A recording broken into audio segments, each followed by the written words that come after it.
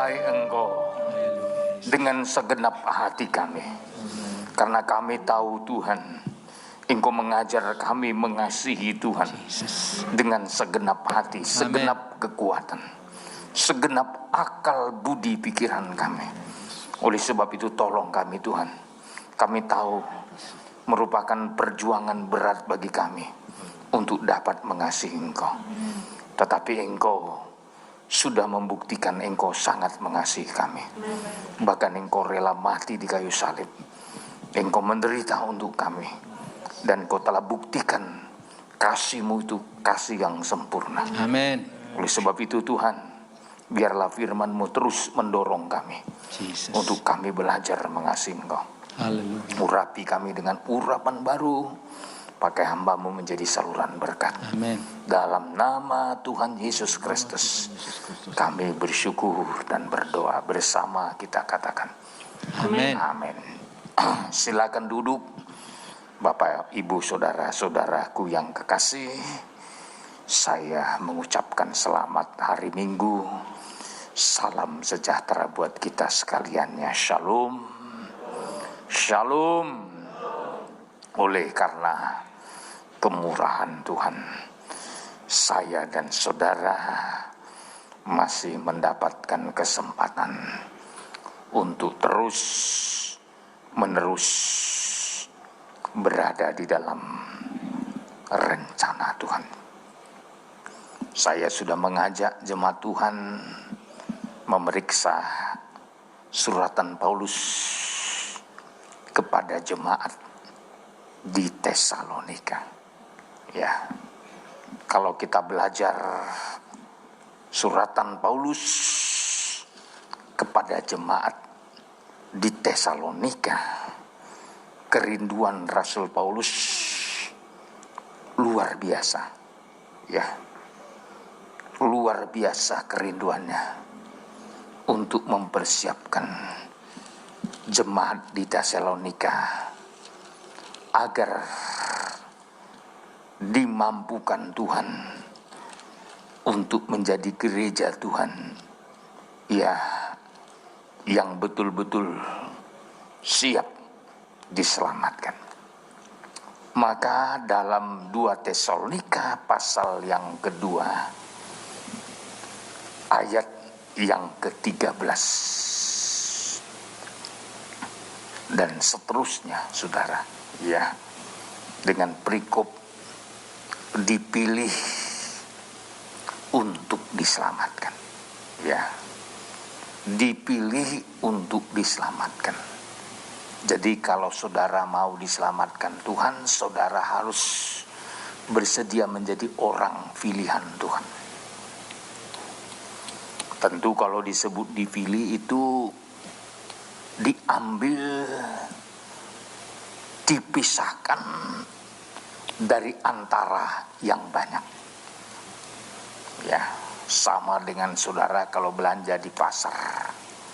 Ya, kalau semua baik, tidak perlu saudara memilih-milihnya.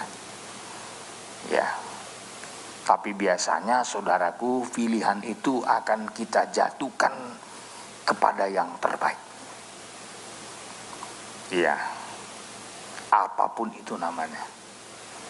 Ya, oleh sebab itu dalam perikop dipilih untuk diselamatkan, apa isi yang dirindukan Rasul Paulus? Coba ayat 13. Ayat yang ke-13. Ya. Akan tetapi kami harus selalu mengucap syukur kepada Allah karena kamu, saudara-saudara, Terus? yang dikasihi Tuhan, sebab Allah dari mulanya telah memilih kamu untuk diselamatkan dalam roh yang menguduskan kamu dan dalam kebenaran yang kamu percayai. Ayat 14. Untuk itulah Ia telah memanggil kamu oleh Injil yang kami beritakan, sehingga kamu boleh memperoleh kemuliaan Yesus Kristus Tuhan kita. Ya, terus. Sebab itu berdirilah teguh dan berpeganglah pada ajaran-ajaran yang kamu terima dari kami, baik secara lisan maupun secara tertulis. Ya, terus ayat 16. Dan Ia Tuhan kita Yesus Kristus dan Allah Bapa kita yang dalam kasih karunia-Nya telah mengasihi kita dan yang telah menganugerahkan penghiburan abadi dan pengharapan baik kepada kita. Terus, Kiranya menghibur dan menguatkan hatimu dalam pekerjaan dan perkataan yang baik. ya, isi dari kehidupan yang dipilih dan diselamatkan. Paulus berkata di sini, ya, bahwa Tuhan betul-betul sangat mengasihi kita, ya, yang dikasihi Tuhan, sebab Allah dari mulanya telah memilih kamu untuk diselamatkan dalam roh yang menguduskan kamu dalam kebenaran yang kamu percayai. Jadi bukti Tuhan mengasihi kita, Dia menguduskan kita lewat firman. Ya, lewat firman. Kenapa harus lewat firman, saudara? Ya, ini bukan hal yang muluk-muluk kita dikuduskan firman. Yesus sendiri berbicara dalam Injil Yohanes pasal 17. Kalau saudara melihat di sana intinya, kuduskanlah mereka dalam kebenaran. Firman-Mu adalah kebenaran. Itu ayat 17 ya. Ya. Kuduskanlah mereka dalam kebenaran. Firman-Mu adalah kebenaran. Jadi untuk menguduskan jemaat, Tuhan kasih firman. Ya. Tuhan kasih ajaran-ajaran firman. Ya. Bahkan di Yohanes 15 ayat yang ketiga, bahwa kita telah dikuduskan karena firman yang kita telah dengar. Bahkan dalam Efesus pasal yang kelima ayat 26, kita dikuduskan lewat dimandikan dengan air dan firman. Saya mau tekankan dulu, kenapa begitu penting Paulus menulis surat kepada jemaat di Tesalonika. Intinya supaya jemaat di Tesalonika itu mau dikuduskan melalui firman. Saya percaya kalau dikuduskan melalui darah Yesus, semua kita sudah tahu bahwa segala dosa kita semua diampuni, disucikan. Hidup kita dibenarkan karena darah Yesus Kristus. Ya, itu tahap pertama, saudara. Dalam pelajaran tabernakel, tahap pertama yang dialami oleh gereja Tuhan adalah dikuduskan lewat darah Yesus Kristus. Itu posisinya di mezbah korban bakaran. Ya. Jadi di mezbah korban bakaran itu berbicara bagaimana pengalaman kita dikuduskan, dibenarkan lewat darah Yesus Kristus yang telah tertumpah bagi kita. Tapi walaupun saudara sudah dikuduskan oleh darah Yesus, di langkah pertama saudara belum bisa disebut orang kudus. Saudara akan meningkat menjadi orang kudus ketika rohani saudara mengalami peningkatan.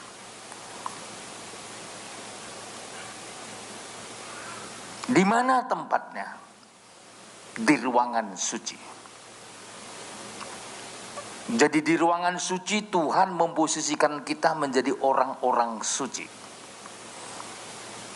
Saat kapan kita bisa disebut menjadi orang-orang suci atau orang kudus? Pertama, saat kita telah dipenuhi oleh Roh Kudus. Selanjutnya Roh Kudus menolong kita agar kita dimampukan menerima firman. Itu di meja roti sajian. Selanjutnya Roh Kudus menolong kita, menerangi kita melalui pelita. Itulah terang Roh Kudus. Selanjutnya Tuhan menolong kita melalui penyembahan. Hubungan kita dengan Tuhan itu di mesbah doa. Jadi saudara, posisi kita di halaman itu orang dibenarkan. Tapi untuk menjadi orang yang disucikan, saudara harus meningkat masuk ke ruangan suci. Tapi ada tahapan yang tertinggi, menjadi orang yang disempurnakan. Itu di ruangan Maha Kudus. Alatnya namanya peti perjanjian dengan tutup pendamaian, yang di dalamnya ada 3 alat. Ada 2 loh batu, ada tongkat Harun yang bertunas, dan ada buli-buli emas berisi manna. Sore ini saya mau mengajak jemaat Tuhan untuk siap menyambut kedatangan Tuhan dengan bobot firman Tuhan, sampai di dalam hidup kita itu betul-betul permanen. Permanen kasih Allah, permanen pengharapan, permanen iman. Iman yang permanen, kasih yang permanen, pengharapan yang permanen. Inilah kehidupan yang tidak bisa bergoncang di tengah-tengah dunia zaman akhir ini. Oleh sebab itu saudara, pelajaran dalam suratan Tesalonika, dalam 2 Tesalonika 1 ayat 3 sampai ayat 4, kembali saya mengajak saudara untuk melihat apa yang harus kita lakukan, apa yang harus kita miliki supaya kita sampai kepada apa yang Tuhan inginkan ini. Ayat yang ketiga, langsung saja.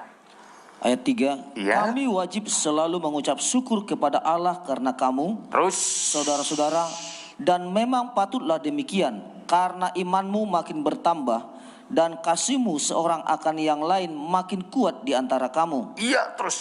Sehingga dalam jemaat-jemaat Allah, kami sendiri bermegah tentang kamu karena ketabahanmu dan imanmu dalam segala penganiayaan dan penindasan yang kamu derita. Iya. Ada 3 poin yang harus kita miliki sebagai tanda, sebagai bukti saudara dan saya sudah siap disebut menjadi warga kerajaan surga. Jadi saudara, menjadi warga kerajaan surga itu bukan dengan kata-kata, harus ada buktinya. Ada fakta. Kalau saudara warga negara Indonesia, pertama saudara memiliki KTP. Ya, kalau saudara ngaku-ngaku warga negara Indonesia nggak punya KTP, itu ya saudara penduduk mana saudara? Ya, sekarang kan saudara undang-undang mengatur semua dengan tegas dan bijaksana. Ya. Dan bukan hanya kepada kita, sampai ke anak-anak kita, saudara. Ya, sekarang ini jangan harap saudara bisa mengurus akte lahir anak-anak saudara kalau suami istri tidak punya akta nikah, nggak punya catatan sipil. Ya, maka saya harap jemaat hargai. Ya, saya nggak tahu apa yang menikah hari Minggu hadir sekarang. Mana dia? Hadir ya, puji Tuhan. Ya, berarti menghargai menghargai Tuhan dan gerejanya, kan gitu ya. Terima kasih buat kesetiaannya. Ya, ini demi kebaikan kita semua. Ya, jadi itu saudara. Bayangkan untuk membuktikan saja. Ya. Dan andai kata kita meninggal, untuk membuktikan ahli waris, pewaris dari harta kita dan semua, itu harus pengadilan yang membuktikan. Kalau tidak saudara, ya, walaupun saudara ngaku-ngaku anak, sudah punya KTP, punya kartu keluarga, tak cukup kuat. Anak saya dipanggil Tuhan, saya mau mengambil tabungannya dari bank saudara, tak bisa cair saudara. Harus dibuktikan lewat pengadilan bahwa kami adalah orang tua dari anak kami itu. Jadi ibu gembala bolak-balik keluar pengadilan. Ya. Setelah diketok, disahkan benar bahwa nama ini sebagai ibunya, sebagai ayahnya, ketok, baru jelas ahli warisnya. Baru kami bisa cairkan uangnya ke bank. Sama dengan ruko yang di sebelah ini. Saya sudah lama membeli ini saudara. Sudah puluhan tahun itu saya bayar cash ini sebelah ini. Ada 2 ruko sebelah ini sekarang yang dempet dengan kita. Tapi orangnya meninggal. Walaupun lengkap surat-surat, sampai hari ini kita masih menunggu keputusan pengadilan dari Menteri Hukum dan HAM. Sampai hari ini baru itu bisa dibalik nama kepada saya.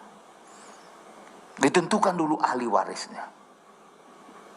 Tentu ahli warisnya ya karena istrinya sudah meninggal akan jatuh kepada anak-anaknya.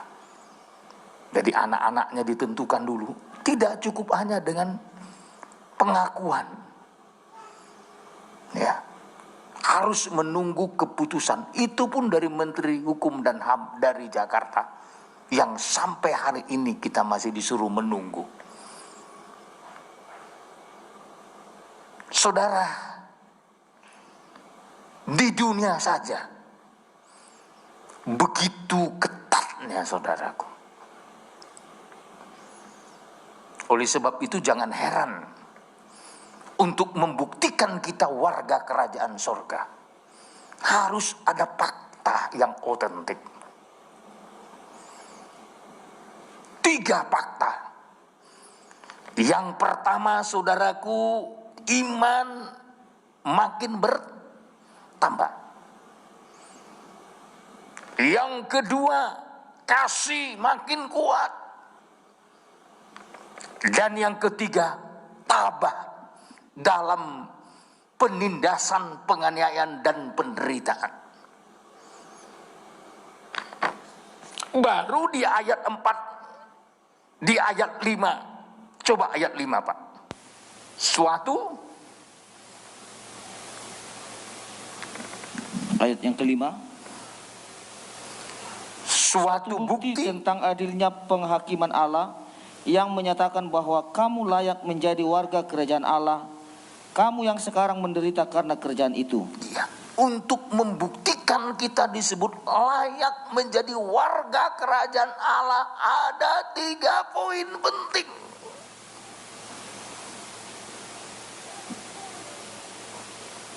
Iman makin bertambah.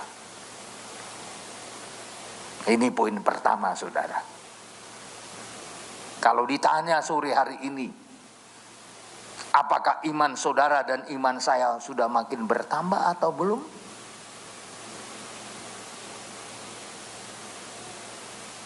Harus dibuktikan. Maka tadi pagi saya katakan untuk membuat iman kita makin bertambah, ada mengait dengan ibadah. Makanya Ibrani 10 ayat 25 mengingatkan kepada kita, menjelang hari Tuhan yang mendekat, Alkitab mengingatkan kita, jangan menjauhkan diri dari pertemuan-pertemuan ibadah. Ya. Sebab berkat pertemuan ibadah dalam Ibrani 10 ayat 22, 23, 24 ada 3 poin berkatnya. Berkat yang pertama ayat 22 dulu. Ayat 22. Ya. Karena itu marilah kita menghadap Allah dengan hati yang tulus ikhlas. Tulus ikhlas terus. Dan keyakinan iman yang teguh. Iya. Jadi sebenarnya ketika kita datang menghadap Tuhan dengan tulus ikhlas, ada berkatnya. Apa berkatnya? Keyakinan iman yang teguh. Iman kita makin diteguhkan. Maka seringkali saya katakan, renggang saja sedikit ibadah kita, yang terganggu pertama iman kita. Yang digoyang langsung iman. Maka Tuhan meragukan generasi akhir zaman. Bukan saya ngomong, Alkitab yang ngomong. Ketika murid-murid datang menghadap Yesus Kristus, yang dikaitkan dengan kedatangan Tuhan, Tuhan berkata begini, jika anak manusia datang, jika Yesus datang kembali, adakah ia mendapati iman di bumi ini?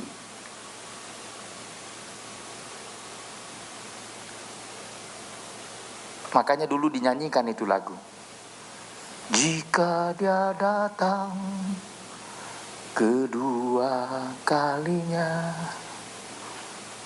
adakah iman di bumi ini? Tuhan ragu, saudara. Karena iman bisa rontok kalau iman saudara belum permanen. Kasihmu bisa hilang kalau kasihmu belum permanen. Pengharapanmu akan kendor kalau pengharapanmu belum permanen. Maka sampai Yesus ragu, adakah iman didapatinya? Karena akhir zaman, persoalan terbesar yang akan dihadapi oleh manusia adalah mempertahankan iman.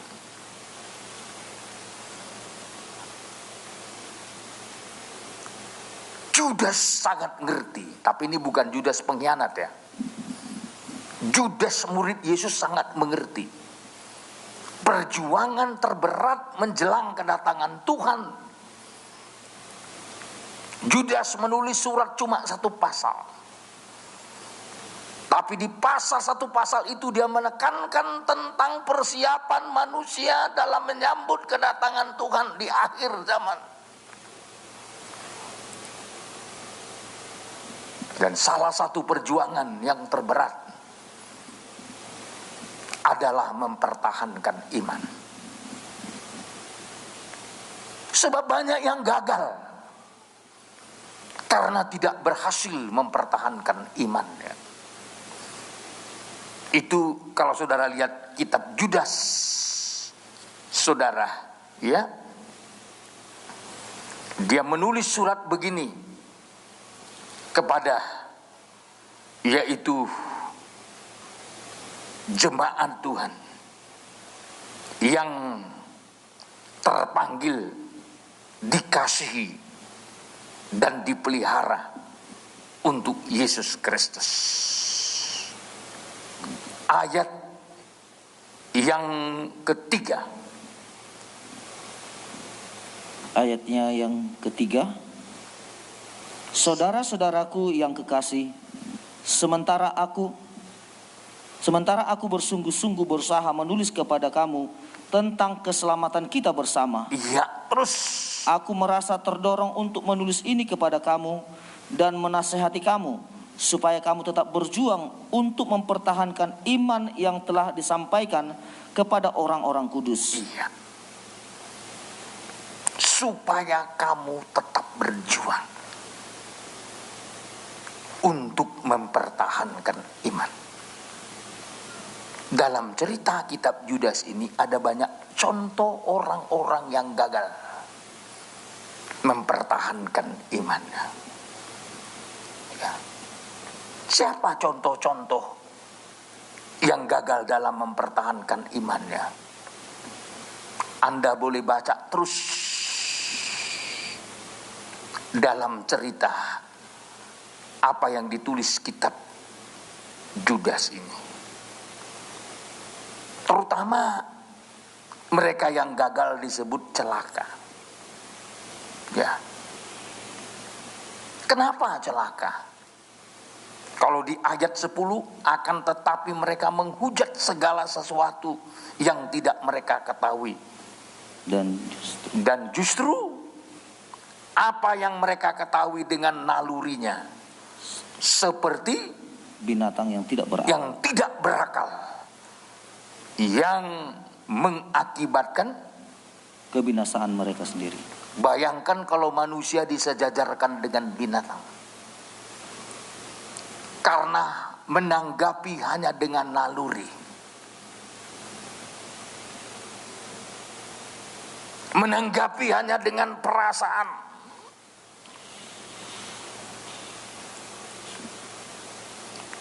Tapi kita belajar menanggapi firman bukan dengan perasaan.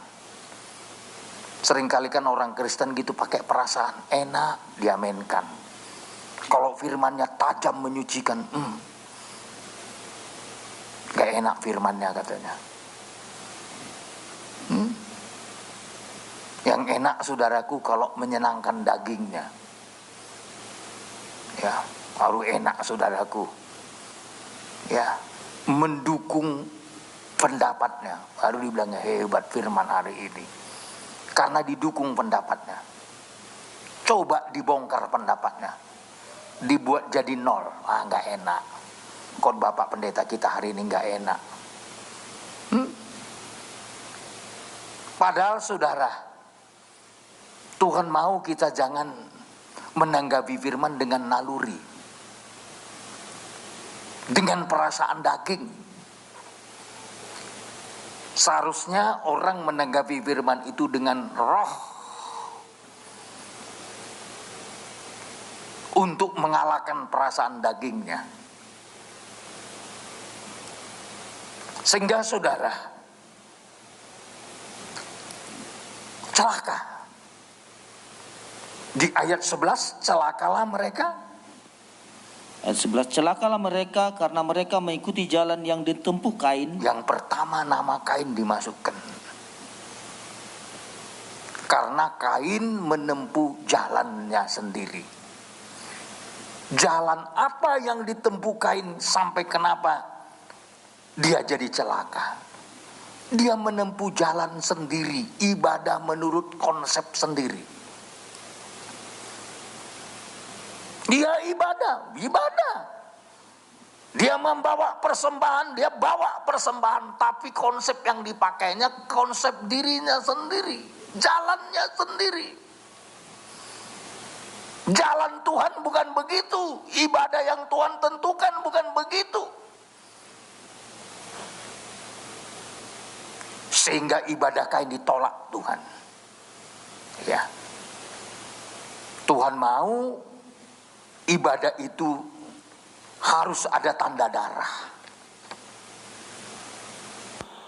Makanya Habel membawa persembahan yang ada tanda darah.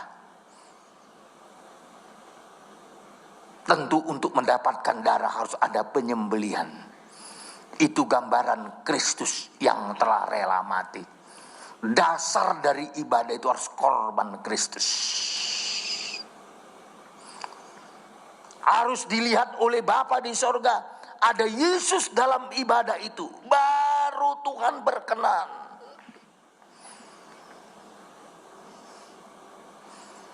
Tapi dalam ibadah Kain, Bapa tidak menemukan Yesus di dalamnya.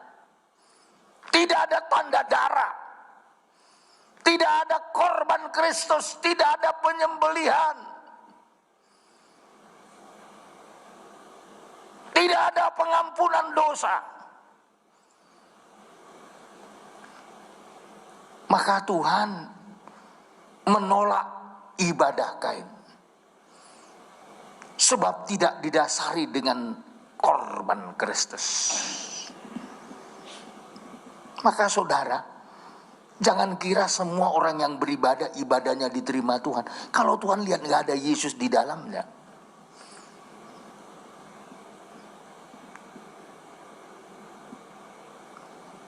Kalau tidak Tuhan lihat ada pengorbanan Yesus di dalamnya, tidak ada pengampunan dosa. Sekarang kan orang banyak mau ibadah, tapi ibadah menurut seleranya. Tidak ada di dalamnya korban Kristus. Tidak Yesus yang ditinggikan.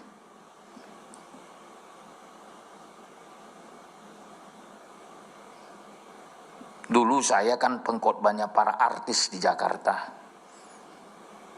Dulu tahun 94, 95. Saya masih ingat saya selalu diundang di Kuningan itu, di Jakarta.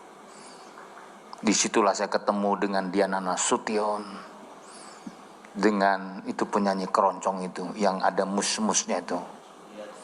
Mulia dia. Ya. Di situ juga saya ketemu dengan Amigos. Ya. Di situ juga saya ketemu dengan Jack Marpaung. Di situ juga saya kenal dengan Nancy Sanger. Ya. Saya pernah khotbah di situ, saudara, berkali-kali, saudara. Dan saya pernah khotbah di situ tentang akhir zaman, 2 jam. Udah selesai saya khotbah, tolong Pak ulang sekali lagi ibadahnya, tambah 2 jam lagi. Jadi 4 jam, saudara. Ya. Sejak itu kita mulai aktif melayani para artis. Sehingga setelah ketemu dengan Pak Joni, saya tidak heran lagi.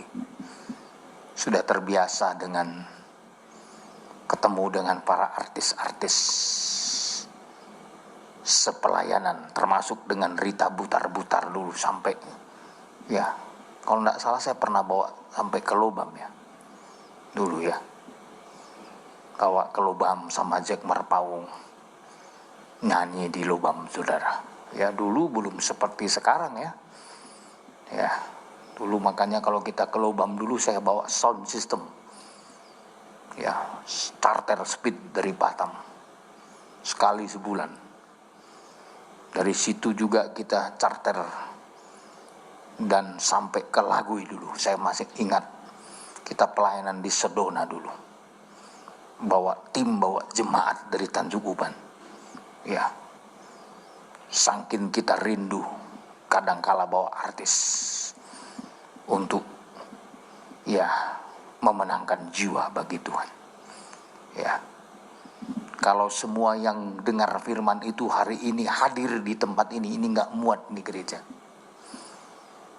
Ya. Sebagian pindah ke kota lain karena pernikahan. Ya. Nggak tahu saya kemana. Dulu Lobam itu aja. Ya, nggak tahu berapa banyak muda-mudi kita dulu. Ya. Yang sisa ini udah pada nikah ini, termasuk istri si Gabi, ya gitu ya. Ya, siapa lagi sini yang lama-lama saudara? Ya, saya nggak bisa kenal lagi saudara, udah lupa saya. Ya, dulu kalau ibadah kita muda-mudi, waduh, ya, kalau sekali datang itu belum dari lobam, dari lagui, ya, kalau semua itu dikumpulkan, ya, dulu ya kalau artis datang itu heboh semua, ya. Tapi yang mau saya tekankan saudaraku, kalau ibadahnya dengan konsep sendiri, pasti celaka.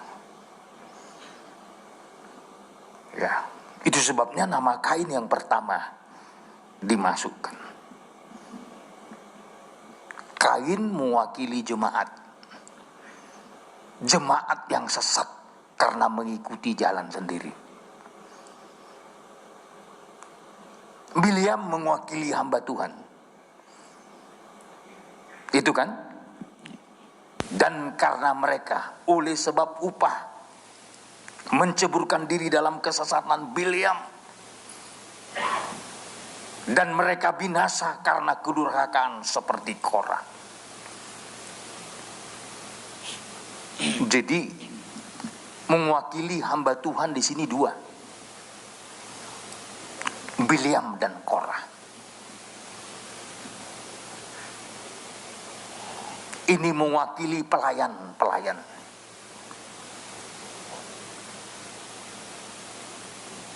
Kenapa mereka bisa sesat? Kalau Bileam sesat karena mengejar upah, lari motivasi.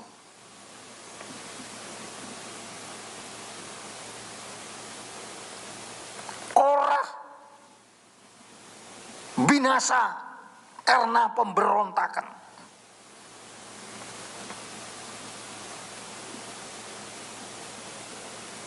Melawan kepada otoritas.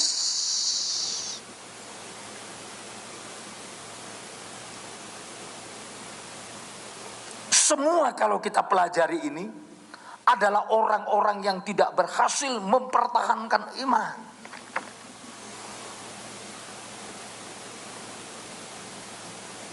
Kenapa tidak mengikuti ibadah yang benar? Karena tidak berhasil mempertahankan iman. Kenapa tidak berhasil melayani dengan tulus ikhlas tanpa motivasi yang salah? Karena tidak berhasil mempertahankan iman. Kenapa memberontak? Kenapa melawan kepada otoritas? Karena tidak berhasil menjaga imannya.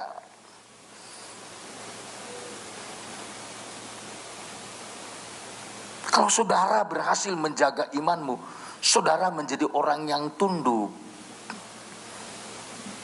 Amin. Gak suka melawan, gak suka berbantah-bantahan.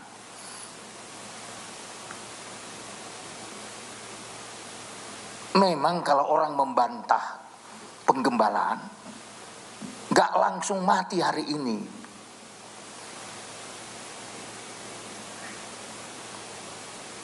Ada prosesnya. Saya melihat orang-orang yang suka melawan penggembalaan hampir tidak ada yang panjang umur. Dari mulai teman-teman saya jadi hamba Tuhan,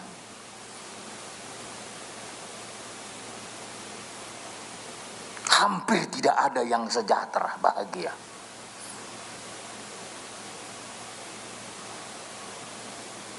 Kalaupun sepertinya berbunga-bunga,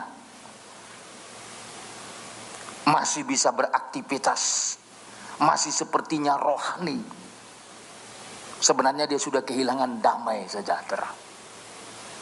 Tidak ada damai lagi. Walaupun shalom, salam, shalom. Walaupun bisa nyanyi seperti nyanyi tadi itu, apa nyanyinya Pak Junta tadi? Aku mengasihi, itu ya tadi lagunya. Gitu ya. Itu tadi judul lagunya. Yesus, aku cinta kepadamu. Yesus, Aku cinta kepadamu. Bohong kau, kata Tuhan. Cinta, dirimu yang kau cintai, egomu yang kau cinta. Kalau engkau cinta kepadaku, harus seperti aku cinta kepadamu. Kalau kau cinta kepadaku, kau harus mencintai seperti aku cinta. Dia bilang sama kita gini, udah pernah gak kau mau mati untukku?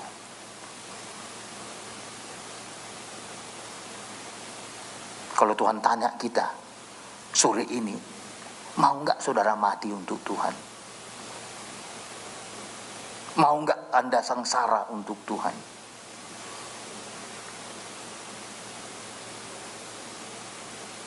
Mau gak menderita untuk Tuhan?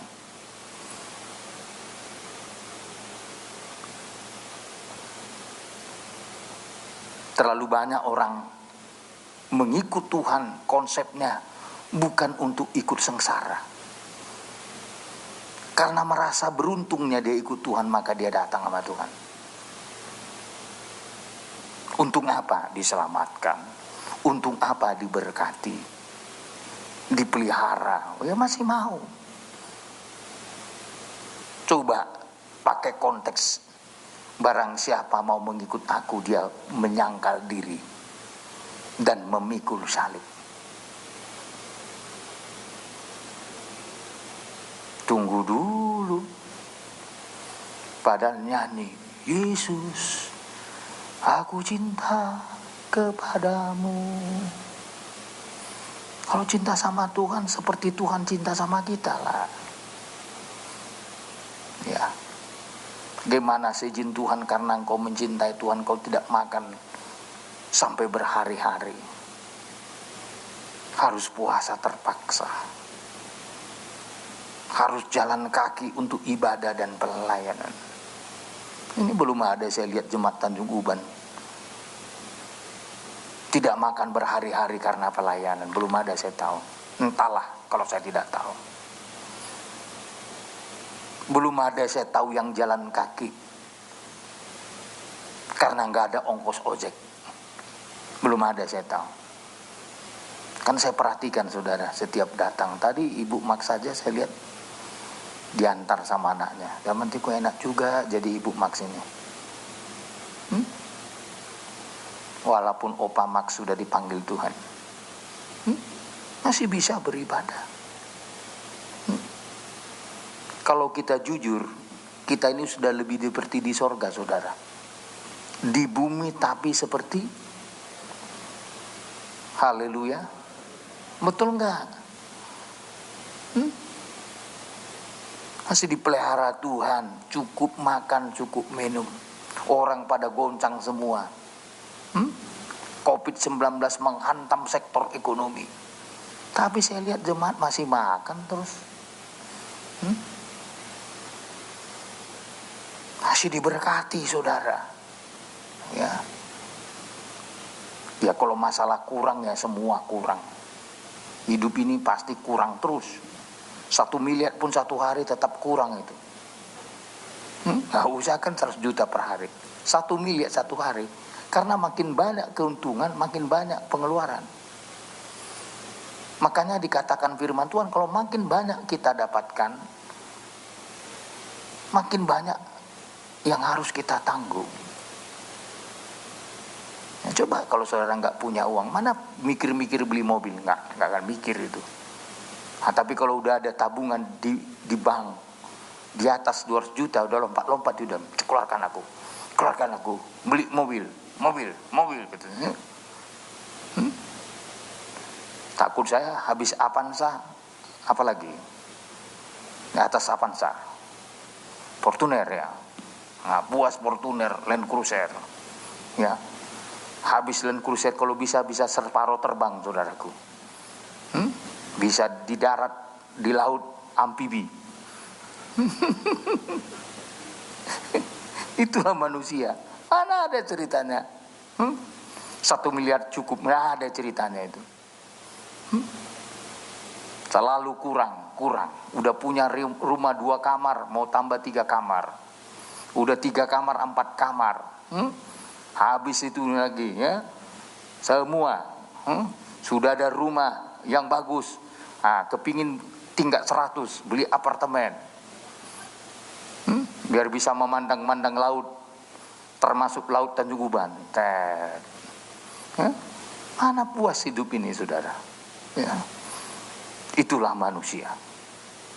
Ya, nggak ada ceritanya. Udah cukup lah, nggak ada itu. Ya. Dengan melayani Tuhan aja kita jadi cukup. Kalau melayani lain konsepnya. Bisa kita berbuat sama Tuhan, aduh terima kasih Tuhan. Ya. Bisa melayani Tuhan. Ya, tadi saya lihat Ibu Gembala siapkan periuk, piring. Pak, saya sudah siapkan, kan Bapak mau ke pulau katanya. Siapkan kelambu lagi. Ya. Jadi ketawa tadi saya lihat. Aduh Tuhan, saya bukan muda lagi, saudara. Ya seharusnya yang pergi-pergi ke pulau-pulau ini yang muda-muda, yang masih energik, saudara. Ya. Disiapin kelambu, sendok, piring. Ya. Lalu ditanya, jadi nggak besok berangkat Pak? Saya bilang kalau orang timnya udah siap, saya pergi. Tapi kalau timnya belum siap, ya saya undur ke minggu depan. Ya. Jadi bagi kita ini sederhana, saudara. Ya. Saya bilang kalau gitu sekaliguslah bawa bawang putih, bawang merah. Ya kan? Kalau ada mau dimasak nanti langsung masukkan bawang, tetap rebus, selesailah.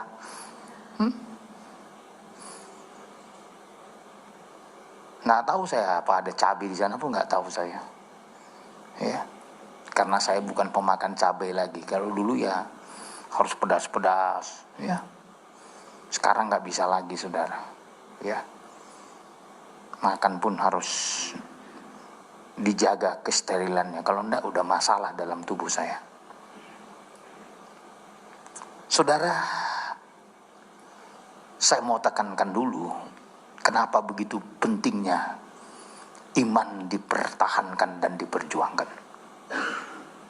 Sebab ini tanda bukti kita warga kerajaan sorga.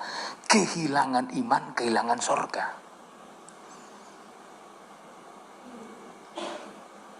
Iman saudara rontok, iman saudara kendor, hubunganmu dengan sorga terganggu.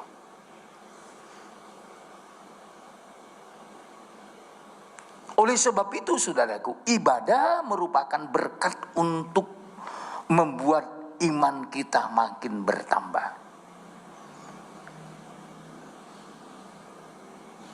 Kenapa di dalam ibadah? Karena di dalam ibadah tadi kita dapatkan 3 poin. Di dalam Ibrani pasal yang ke-10 tadi ayat 22. Ayat 22 kembali, yang pertama kita dapatkan keyakinan iman yang teguh. Kenapa mendapat keyakinan iman yang teguh? Karena hati nurani kita disucikan lewat ibadah. Sebenarnya kalau hati kita terganggu dengan dosa, datang aja ibadah. Kesempatan dalam ibadah hati nurani kita dibersihkan. Ya. Sebenarnya dalam ibadah itu kesempatan hati nurani kita yang terganggu oleh persoalan. Makanya kalau udah ibadah seperti ini, semua hubungan kita dengan bisnis putus dulu. Nanti habis ibadah, kembali saudara memikirkan apa yang cocok strategi dalam bisnismu. Supaya apa? Kesempatan hati kita disucikan Tuhan. Dibersihkan Tuhan. Ya, karena dalam ibadah saya yakin di pikiran saudara gak ada kali-kali jual segini untung sekian. Ya kan? Ada orang ibadah gitu. Ya, kalau ibadah pikirannya bagaimana menyenangkan Tuhan. bahkan nyanyi menyenangkanmu, senangkanmu. Tapi kalau saudara jualan, beli tomat misalkan 10.000, bagaimana jualnya ini paling rendah 12.000? Kalau nggak rugi, belum penguapan. Jangan kira tomat itu nggak ada penguapannya. Sayur kangkung itu ada penguapannya. Ketika saudara biarkan satu malam, itu terjadi penguapan. Airnya itu keluar sedikit-sedikit. Jadi kalau ditimbang itu kurang. Bukan si penjualnya yang menipu. Jangan salah ya. Tadi malamku beli ini sekian. Kalau Tuhan bisa jawab, iyalah. Kan pasti terjadi walaupun tidak panas. Terjadi pengeringan, penguapan karena udara. Paling tidak kurang sekian, ya. Mungkin gram lah, nggak usah on. Jadi jangan dipertahankan seperti timbangan emas. Kok kurang ini. Wah, bertobat kawan itu. Salah ini katanya. Ada penguapannya saudara. Cabai juga ada. Ya, saya orang pertanian loh. Ya. Tidak ada hukumnya. Penguapan itu bukan harus panas. Makanya orang yang licik saudaraku, supaya ketimbangannya jangan kurang-kurang, disiram pakai air. Syik. Biar tetap, saudara. Makanya ada kawan saya tukang kelapa sawit saudaraku, ya. Sengaja disiramnya. Kenapa? Biar timbangannya naik pak. Dosa kamu saya bilang. Ya. Toh juga nggak banyak timbangan itu naik. Karena waktu dia kamu bawa luri saya bilang, getar, keluar juga air itu. Jadi sampai ditimbang ke PKS, tetap kurang saya bilang. Ya. Rugi kamu nyiram saya bilang. Enggak lah pak. Yang penting timbangannya. Coba bayangkan sih, kurang 10 kilo sih terus apa? Ya. Jangan berdosa saudara. Ya. Jadi sekali lagi saudara, ya, ada bukti iman makin teguh itu karena hati dibersihkan dari hati nurani yang jahat. Jadi apa hasilnya? Iman makin teguh, iman makin kuat. Selanjutnya pengharapan, ya. Itu pengharapan semakin mantap. Itu ayat 23.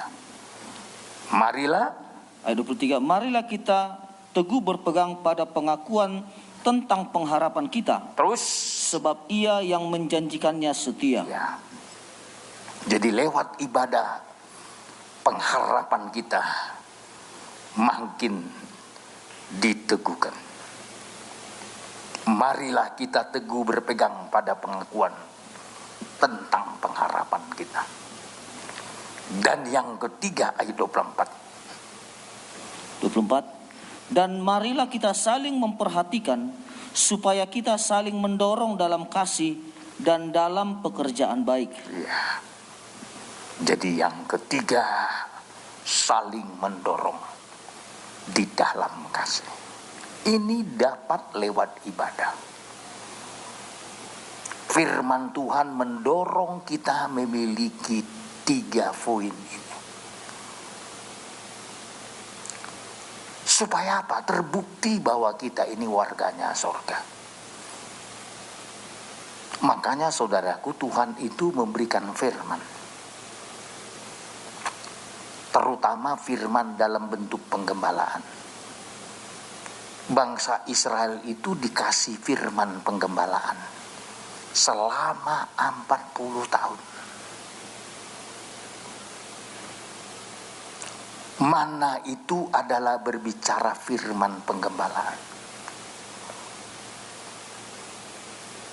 Kenapa perlu diberikan firman penggembalaan? Kalau Mazmur berkata dalam kitab Mazmur 78 dimulai ayat 23, Ayat 23. Ya. Ayat 23. Maka ia memerintahkan awan-awan dari atas membuka pintu-pintu langit, Terus menurunkan kepada mereka hujan manna untuk dimakan, dan memberikan kepada mereka gandum dari langit. ayat 25. Setiap orang telah makan roti malaikat, Malaikat terus. ia mengirimkan perbekalan kepada mereka berlimpah-limpah. Iya. Jadi mana itu disebut roti malaikat atau firman penggembalaan. Sasarannya adalah untuk membuat iman kita makin bertambah. Maka kalau kita belajar fungsi daripada roti malaikat atau firman penggembalaan atau manna, itu kita harus belajar Keluaran 16. Kegunaannya juga 3 poin. Yang pertama kegunaan daripada manna itu dalam Keluaran pasal 16 ayat 16 dulu. Ini kegunaan yang pertama. Ayat 16. Ya, Beginilah perintah Tuhan, pungutlah itu tiap-tiap orang menurut keperluannya, masing-masing kamu boleh mengambil untuk seisi kemahnya segomer seorang menurut jumlah jiwa. ya. Jadi keperluan pribadi. Setiap pribadi harus mengambil firman penggembalaan atau manna. Menurut atau kalimat di sini, saudara, jumlah jiwa. Maka setiap pribadi harus bertanggung jawab mengambil firman Tuhan. Suami harus datang sendiri untuk ngambil firman. Istri harus datang sendiri untuk memungut firman. Anak-anak harus datang sendiri untuk mengambil firman. Jangan lupa, untuk menjaga iman saudara, harus saudara sendiri yang berjuang dan bertanggung jawab. Makanya saudara, tak bisa dipakai iman suami untuk istrinya. Iman masing-masing. Ambil masing-masing sesuai dengan kebutuhan iman saudara. Makanya jangan bilang sama suami, bapak lah yang pergi, ambil untukku ya, nggak bisa. Atau seorang istri, suaminya memerintahkan istrinya, ambil untukku nanti ya firmannya. Nanti kalau udah pulang gereja kasih tunjuk catatanmu. Nggak bisa saudara. Karena untuk mendapatkan itu harus pribadi. Nggak sama Anda mendengar dengan membaca catatan istri. Nggak sama itu. Atau anak-anak mengambil catatan orang tuanya. Nggak sama itu. Membaca catatan dengan dengar itu sangat beda. Catatan itu untuk ulangan saudara. Tapi dengar itu makan langsung. Kita makan firman Tuhan lewat mendengar. Supaya kita dapat makan firman Tuhan, maka kita harus bayar harga lebih dulu mendengar. Di ayat 22. Ayat 22. Lompat sekarang ayat 22. Ayat 22. Dan pada hari yang ke-6 mereka memungut roti itu 2 kali lipat banyaknya. Terus 2 gomer untuk tiap-tiap orang, dan datanglah semua pemimpin jemaah memberitahukannya kepada Musa. iya. Jadi mengambil manna setiap pribadi ini berbicara kita dipelihara firman Tuhan sesuai dengan kebutuhan kita sehari-hari. Dan khusus hari ke-6, double harus kita ambil kebutuhan kita. Maka sekarang gak cukup cara mendengar kita tahun lalu dengan cara mendengar kita tahun ini, harus tambah. Kalau Tuhan masih memberi kesempatan tahun depan, harus lebih tambah lagi. Sebab makin dekat kedatangan Tuhan, kebutuhan kita akan firman Tuhan makin perlu dibanyakkan. Kenapa? Karena kita menghadapi persoalan yang lebih berat. Pengaruh duniawi yang lebih kuat. Harus kita hadapi, harus kita patahkan dengan pedang roh, itulah firman Tuhan. Kalau nggak ada firman Tuhan, nggak mampu kita mematahkan tipu jasad setan. Dia akan nyerang kita di segala sudut. Dia mau hantam kita dari segala sudut. Saya sampaikan minggu dalam ibadah Bible Study di tempat ini. Penderitaan yang diingatkan Petrus kepada kita adalah puncaknya penderitaan karena serangan iblis. Jadi akhir zaman iblis akan menyerang gereja Tuhan habis-habisan. Jadi kalau gereja Tuhan tidak memiliki pedang roh, itulah firman Tuhan yang tajam, setan itu akan serang saudara. Dan saya mau katakan serangan terakhir itu ditujukan kepada nikah. Nikah Adam diserang sama iblis. Dan nanti menjelang kedatangan Tuhan, nikah gereja Tuhan di akhir zaman akan mendapat serangan double porsi. Itu sebabnya diingatkan oleh Yesus kembali seperti pada zaman Nuh. Mereka makan minum, kawin mengawinkan. Hawa nafsu daging dan persoalan nikah akan dipakai setan untuk menyerang gereja Tuhan. Jadi kalau nikah kita hari ini aman, itu anugerah Tuhan. Amin. Kalau nikah kita masih dijaga Tuhan, itu anugerah Tuhan. Nikah anak-anak kita dijaga Tuhan, pergaulan mereka dijaga Tuhan, itu anugerah Tuhan. Itu mujizat dari Tuhan. Dan jangan lupa akhir zaman ini serangan akan ditujukan terhadap nikah-nikah. Supaya nikah-nikah hancur berantakan. Lihat saudara. Maka gereja Tuhan gak boleh main-main soal nikah. Maka saya selalu mengatakan pelayan-pelayan harus menjaga nikahnya lebih lagi. Ini sekarang ini saudaraku terlalu gampang angkat pelayan. Nikahnya kawin cerai melayani, khotbah lagi. Itu saya bilang yang paling goblok itu, yang paling gak betul itu gembalanya. Seharusnya ditanya dulu. Kamu mau melayani? Oke, sucikan hidupmu dan nikahmu.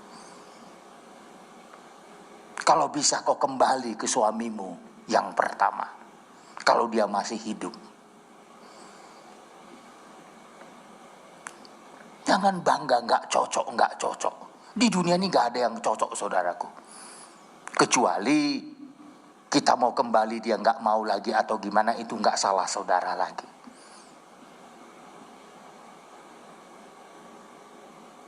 Sampai menunggu dia meninggal atau dipanggil Tuhan, baru lepas. Makanya kalau ada orang mau bercerai, mau kawin lagi, kalau datang sama saya, langsung saya panggil gini, oke, boleh, kalian mau kawin lagi, oke, kita doakanlah di antara kalian berdua, biar ada yang mati duluan. Itu solusinya. Karena firman Tuhan katakan tidak boleh bercerai kecuali kematian, maut memisahkan. Ini enggak mau jadi PDP lagi. Ya, kalau selama saya di gereja Bethel Indonesia ada yang kayak gitu akan kutahan, takkan boleh jadi PDP. Mau pintar khotbah kayak mau pintar apapun, saya bilang saya akan angkat tangan duluan. Di Tanjung Uban ini langsung saya ngomong di rapat. Ada orang-orang tertentu jangan coba-coba. Saya keberatan. Karena nikah akhir zaman ini diserang oleh setan. Ini yang paling bodoh. Kalau Anda jadi jemaat, khotbah apa yang bisa saudara makan dari situ? Tanya dulu saudara. Kalau yang mengkhotbah saudara itu dua yang kalau istri yang nggak tunduk suruh khotbah. Khotbah apa yang bisa disampaikannya? Membuat istrimu juga melawan sama engkau. Ngalir roh itu. Makanya istri-istri suami-suami harus tegas sama istrinya. Kau nggak boleh persekutuan di sana. Nanti ngalir, jadi aku kok khotbahin. 2 poin, tidak boleh mengajar dan tidak boleh memerintah. Memang dia nggak mengajar saudara, tapi memerintah. Ini ibu-ibu ya. Jangan suka bilang sama suaminya. Seharusnya saudara panggil suamimu, Tuanku. Udah pulang Tuhan? Kan gitu Alkitab. Sarah memanggil Abram. Saudara mau bos, mau manajer, mau pangkat jenderal, tapi menghadapi suami, Tuhan. Walaupun saudara masih pakai bintang di sini, menghadap suami, Tuanku, saya sudah pulang kerja. Apa nggak senang suaminya? Waduh, enak juga rupanya jadi suami. Akhirnya dia mengasihi saudara. Haleluya. Amin kan dulu. Coba bilang Tuanku gitu, takkan mau dia menceraikan engkau. Tapi kalau bilang hey, suami jadi tulang telunjuk. Dalam hatinya, kapanlah telunjukmu itu patah.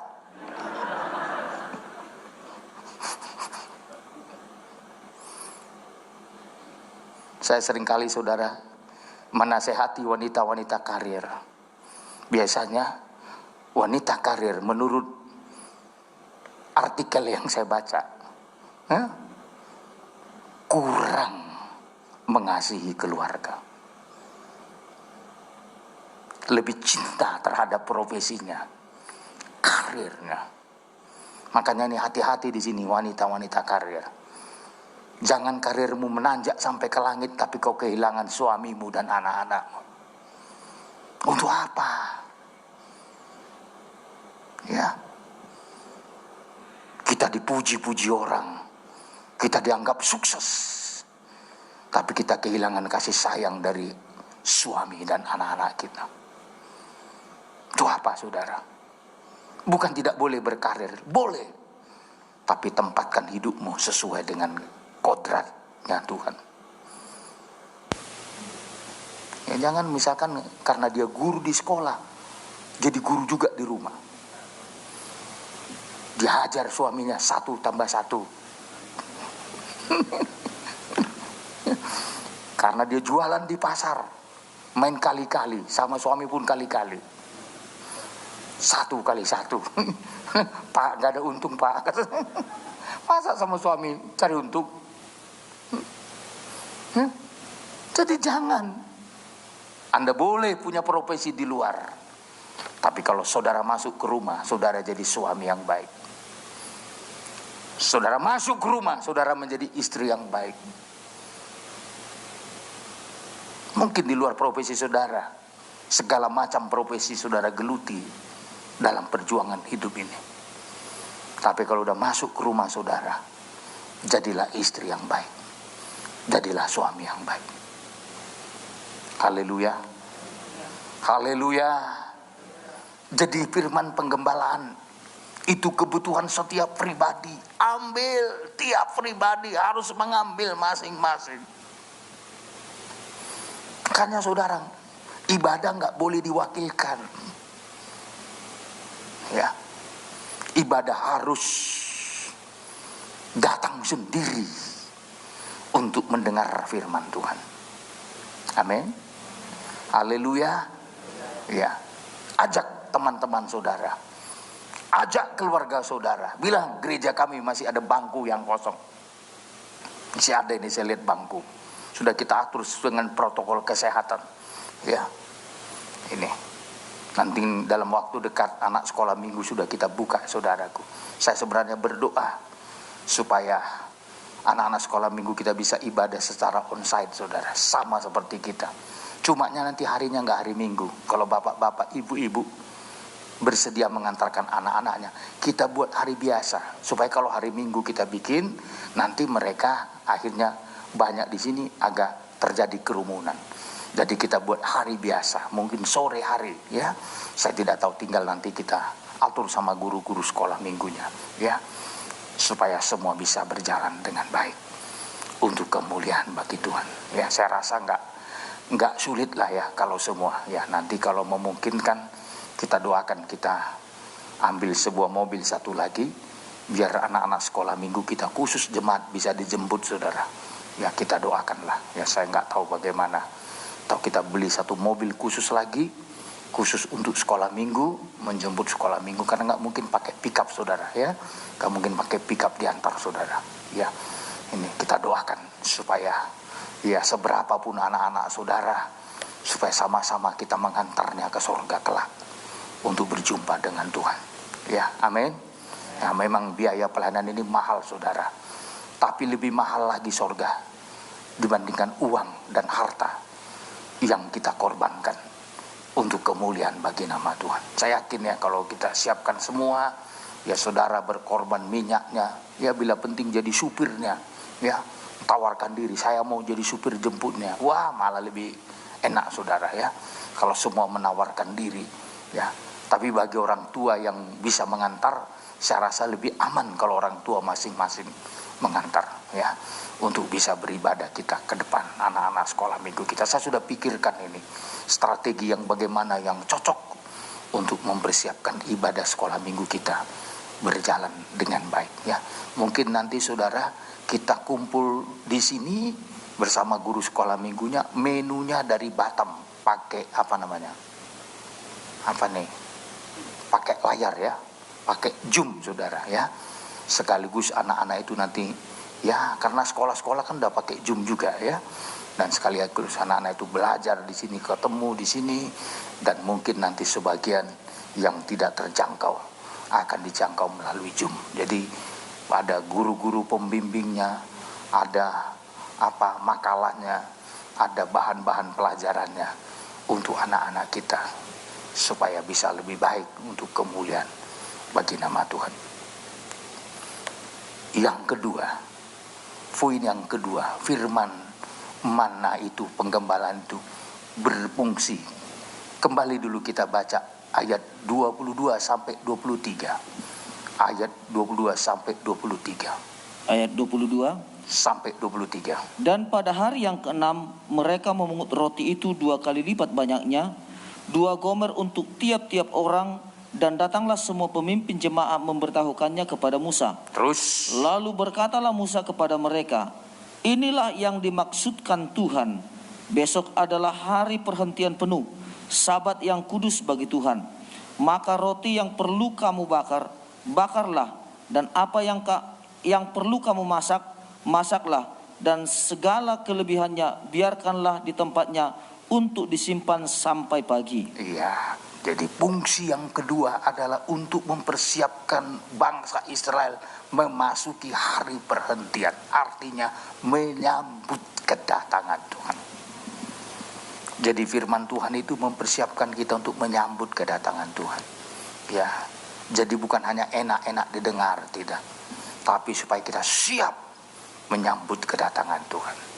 Dan yang ketiga, yang terakhir, saudaraku, firman Tuhan itu berguna untuk menjadi kesaksian dalam hidup kita. Sekarang Keluaran 16 ayat 32 sampai 36 sebenarnya. Ayat 32 sampai 36. 32. Musa berkata, beginilah perintah Tuhan, Ambillah segomer penuh untuk disimpan turun-temurun, Ya. supaya keturunan mereka melihat roti yang kuberi kamu makan di padang gurun ketika aku membawa kamu keluar dari tanah Mesir. Terus. Sebab itu Musa berkata kepada Harun, ambillah sebuah buli-buli, taruhlah manna di dalamnya segomer penuh, dan tempatkanlah itu di hadapan Tuhan untuk disimpan turun-temurun. Ya, terus. Seperti yang diperintahkan Tuhan kepada Musa, demikianlah buli-buli itu ditempatkan Harun di hadapan tabut hukum Allah untuk disimpan. Ya. Orang Israel makan manna 40 tahun lamanya, sampai mereka tiba di tanah yang didiami orang. Mereka makan manna sampai tiba di perbatasan tanah Kanaan. Ya. Adapun segomer ialah 1/10 eva. Ya. Jadi mana yang ketiga berfungsi untuk disimpan. Jadi firman Tuhan itu sampai permanen dalam hidup kita. Sampai firman Tuhan tersimpan. Kenapa? Kalau firman Tuhan tersimpan, ini yang membuat kita mampu menolak dosa.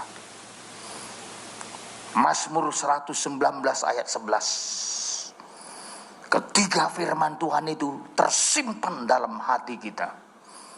Ini yang memampukan kita untuk tidak berdosa kepada Tuhan. Coba, dalam hatiku aku menyimpan janjimu, atau firman terus, supaya aku jangan berdosa terhadap engkau. Iya. Kalau firman Tuhan sampai tersimpan di dalam hati kita, apa kekuatannya? Mampu menolak dosa. Ini lagu lama itu, saudara. Maka perkataanmu telah ku taruh dalam hatiku, supaya jangan aku berdosa padamu. Kalau udah sampai tersimpan firman, Dia yang menolak dosa, supaya aku tidak berdosa kepadamu. Saudara-saudara, inilah kegunaan firman. Kebutuhan sehari-hari, kebutuhan akhir zaman, dan kebutuhan untuk membuat kita mampu menolak segala dosa. Dosa akhir zaman boleh menyerang kita, tapi firman yang sudah tersimpan di hati kita menjadi benteng dan perisai hidup kita. Haleluya. Haleluya. Mari kita tutup Alkitab kita sampai di sini. Kita bersyukur kepada Tuhan karena Tuhan itu sungguh baik, sungguh peduli dengan kehidupan kita semua. Haleluya. Kita bersyukur Dia menolong kita. Dia tidak membiarkan sehelai di rambut kita pun rontok. Dia mengenyangkan kita. Haleluya. Tuhan penolongku. Haleluya. Musim akan selesai. Terima kasih Tuhan. Biarlah Engkau dipuji, disembah, dimuliakan. Kami yakin Tuhan memberkati seluruh jemaat dengan berkat rohani dari dalam sorga, dengan berkat perpanjangan umur, dengan berkat kesehatan dan pemeliharaan Tuhan, dengan berkat segala kecukupan Engkau sediakan bagi setiap kami. Tuhan yang membuka jalan dalam setiap usaha, bisnis dan pekerjaan. Tuhan yang membuka jalan sehingga setiap keluarga diberi damai sejahtera, sukacita karena Engkau. Hamba berdoa secara khusus, tolong semua jemaat-Mu menghadapi COVID-19, berada dalam bungkusan kuasa darah. Terima kasih Tuhan. Dan semua tentang celaka dijauhkan Tuhan dari tengah-tengah kami. Terima kasih Bapa. Berkati sekali lagi, sembuhkan yang sakit, kuatkan yang lemah, hiburkan yang susah. Dan Dan kami berdoa, berkati seluruh keuangan jemaat, persembahan jemaat juga balaskan berlipat-lipat kali ganda, supaya berjalan seiring dengan kehendak Tuhan. Berkati kota Tanjung Uban, berkati Kabupaten Bintan, Provinsi Kepri, dan seluruh Indonesia. Tuhan memberkati. Dan kami sebentar tinggalkan tempat ini, pulang dengan damai sejahtera. Kasih karunia dari Yesus Kristus Tuhan, cinta kasih dari Bapa Sorgawi, penyertaan dari kuat kuasa Roh Kudus, menyertai saya dan saudara sekarang dan sampai selama-lamanya.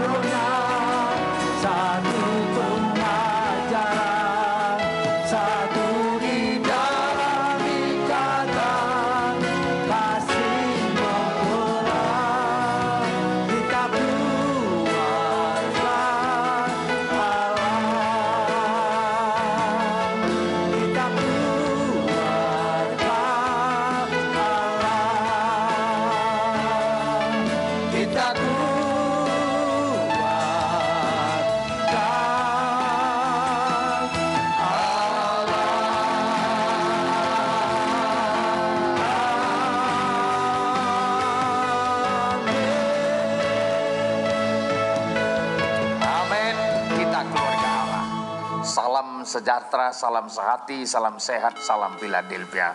Sampai ketemu dalam kebaktian kita yang akan datang.